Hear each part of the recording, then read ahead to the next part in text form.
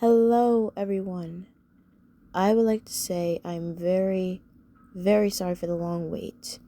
I've been trying to get a lot of things done in my house, doing some maintenance and stuff like that with my parents, just basically trying to live life as we can.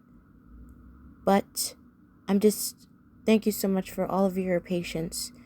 And without any further ado, here is my very last review of Season 1 of the Backyardigans. Let's get right into this review. Hello, everybody. My name is Kimura, and today we have our very, very last installment of Season 1 of the Backyardigans. And stay tuned towards the end, because I have a special announcement of what's to come. So, we finally have our very last episode of this season. Season 1, Episode 20, our very last episode, High Tea, or The Tea Party. In this episode, our three main trio want to go on all different adventures. Pablo, a race car driving adventure, who he thinks would be speedy and fast. Tyrone, a mountain climbing adventure, which he thinks will be exciting and thrilling. And for Uniqua, she wants a funny, hilarious adventure, which she thinks will be exciting and funny. But since they all can't decide, they all see Tasha at the picnic table, and they decide to have it be her idea of what adventure they should go on. And she decides that they should all go on the tea party. They're not too fond of it, but later on in the adventure, all of Tasha's little challenges to get the perfect cup of tea meet to all of their advantages, and they realized towards the end that having a tea party can be exciting and fast, exciting and thrilling, and exciting and funny. Now, I will say, this was the perfect way to cap off the first season. The absolute perfect way to cap off this season. I think this season ended off on a very, very strong note. And the fact that they had a concept that I never really considered before at the beginning, them choosing their adventures. We never really see them later on. We never really see them choose a certain adventure. Normally they choose their adventure off screen, and then when the actual episode starts, they already have their adventure in motion because they already thought of it. That's something I didn't consider before. Too bad we didn't really get anything like this ever again. Like I said in my review of Monster Detectives, certain gags and certain concepts, certain one-off jokes, come from this season only, and they never really return again. So that's kind of sad, like I said before. But anyway, I feel like this episode was perfect. It was beautiful. And Tasha was the star of the show. She was the star. This season, we saw her not so good moments. We saw her good moments. We saw her confident moments. We saw her sassy moments. And we saw her bossy moments. But at the very last episode, she gave off strong mother vibes. And I love it. She gave off very, and at first, you would think that, she said at the beginning, well, good friends, since it's my choice, I think we should have a tea party. Heck, even the audience would think that would be kind of boring. But to me, honestly, as a girl who was obsessed with tea parties when I was a kid and kind of had my fair share of tea parties with my dolls, stuffed animals, I couldn't disagree with her, since I loved tea parties when I was their age. Now, I will say that the songs and the music here are beautiful. The Irish step dancing, are you kidding me? Girl, when I tell you, on countless occasions of trying to nail those Irish step dancing moves, I almost twisted my darn ankle. They have some moves, okay? They do. They really do. And the songs here are just you know what? I'm gonna just do it now. So come and join me, pip pip cheerio. That song is So good. It's in my head for the longest. Um, you know, through the leaves of Borneo. Like, I can't help myself. I can't. There's a lot of good moments. Like, Unique's, I'm gonna just do it. I'm gonna just do it now. Knock, knock. Who's there? Orange. Orange who? Knock, knock. Who's there? Orange. Orange who? Knock, knock. Who's there? Orange. Orange who? Banana. Banana who? Aren't you glad I didn't say orange again? Like, that is so, it's cringe. It's early 2000s cringe, but I love it. I love it. I love it. Like, you take anything cringe out of this show, and people nowadays won't even find it cringe. Like, they'll find it funny. They'll find it funny, okay? They will. Just, and Austin as our emperor, like, I won't really say this is his first villain role because I don't really think it counts as a villain. He's just misunderstood. But basically, come to think of it, correct me if I'm wrong, but all of Austin's villain roles are kind of misunderstood. Like, it's just the whole aesthetic of this episode is so beautiful. Just the trees of Borneo, the zip. I wanted to try zip lining when I was their age. And funny story, I'm gonna get this out now. So, watching this episode when I was a kid, I don't know how, I don't know what I was thinking, but somehow I was very small back then. I jumped into my clothes drawer, and then for some reason I thought it would be a good idea to jump out of it when they started zipping. And when I tell you I major regrets, I'm surprised that it was still in one piece.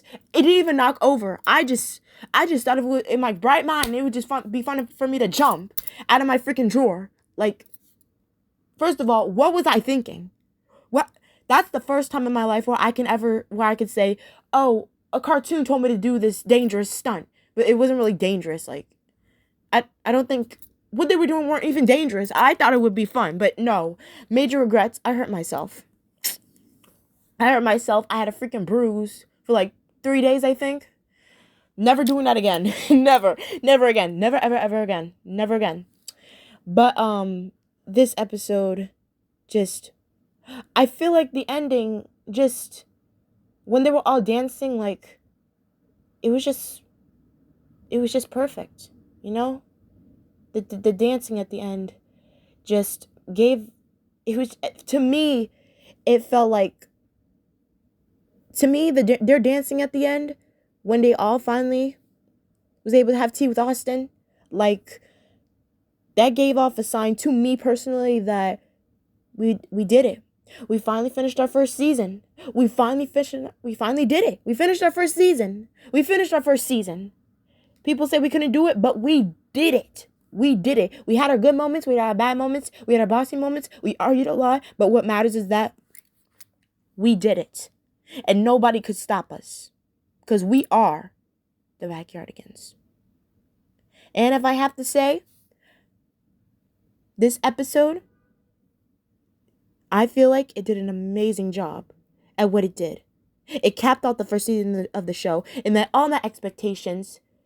It basically gave us a character that, from her first appearance, was bossy. From her first appearance, was not really the nicest, but this last episode basically shows that she has fully redeemed herself, and she is fully the Tasha we would get to know and love as the seasons and episodes go on. So this episode is getting a perfect 10 out of 10. And if I must say it, this episode, I will happily give it a pip pip cheerio. I can't help myself. I could not help myself. I am so sorry. But yeah, you know what that means? We finally did it. We finished our very, very, very last episode of season 1. We finally finished the season, people. We did it. Now, after my little special announcement, pretty soon, I will, when I get to season 2, before season 2, I will, drumroll please, where's drumroll, but I don't care, be ranking all of these episodes from this season. I will be doing that. I don't know when it'll come out. It'll take a while, but I can't really make any certain thoughts of when it'll be done. And another thing, I wanted to say this in the community tab, but I can't myself. I'm gonna say it now. I will be doing, when I do the double length episodes, I will be doing the episodes not by myself, but I will be collabing with a very special friend of mine. A special friend of mine.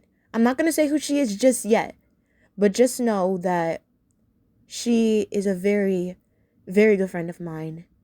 And my first YouTube video on this channel was actually a gift for her. And she gave me the confidence to do this whole YouTube thing. And she's basically like a big sister to me. Basically. And I can't wait till we get to season 2 and get to the doubling episodes, because I cannot wait to do these double length episode reviews with her. I cannot wait. And who knows? Maybe after we finish the content on my channel with the double length episodes, I can maybe collab on her channel. But I have to see what she thinks. I have to see. And also, if you've been following my community tab, when I start to get to season 2 of the Backyardigans, I'm not just going to be keep on doing the Backyardigans. I am. Don't worry, I will. But I'm also going to be reviewing other shows I put on my community tab. At the moment, one show hasn't really gotten any votes yet. I don't know why. But I will say, if you see my community tab, you know what shows I'm going to review. I won't say them just yet. For those who haven't seen, I want to make it a surprise, but if you guys already know, you know. But yeah. That's it for season 1. And stay tuned, because I will be ranking all the episodes from season 1.